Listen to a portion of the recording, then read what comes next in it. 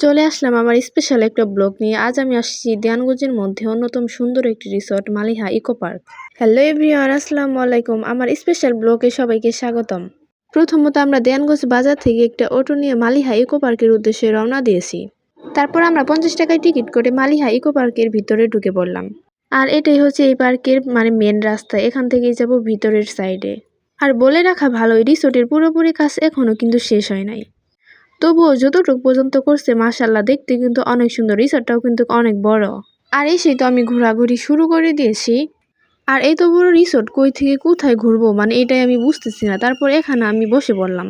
পরে চলে আসলাম এই রিসোর্টের একদম লাস্ট মাথায়। যাই হোক, এই রিসোর্টটা কিন্তু সত্যি অনেক সুন্দর। চারিদিকে শুধু গাছ আর গাছ, সবুজ আর সবুজ। আর এই রিসোর্টের দুইটা মাঠ, এই মাঠটাই কিন্তু সবচেয়ে অনেক বড়। আর এই মাঠে আমি বেশ কিছুক্ষণ ঘোরাঘুরি করলাম, তারপর কিছু ভিডিও আর ফটোশুট করে নিলাম। ঘুরতে ঘুরতে পায়ের অবস্থা একদম শেষ। তারপর এই মাঠে একটু বসে বললাম। আর এই রিসোর্টে কিন্তু ছোটখাটো একটা ক্যান্টিন আছে, যেখানে আপনারা অনেক কিছু খেতে পারবেন। আর এই ক্যান্টিনটা কিন্তু আপনাদেরকে এখন আমি দেখাবো। দেন এখানে আমি চলে আসছি, এখানে আমি কিছু ঠান্ডা কিনে নিলাম। দেন আমি চলে আসছি দ্বিতীয় মাঠে। এখানে দেখতেই পারছেন মালিহা ইকো পার্ক লেখা। আর আমার কাছে তো এই জায়গাটাই অনেক বেশি ভালো লাগতেছিল। এখানে আমি কিছুক্ষণ আড্ডা দিলাম। তারপর এখানেও কিছু ভিডিও আর ফটো শুট করে নিলাম।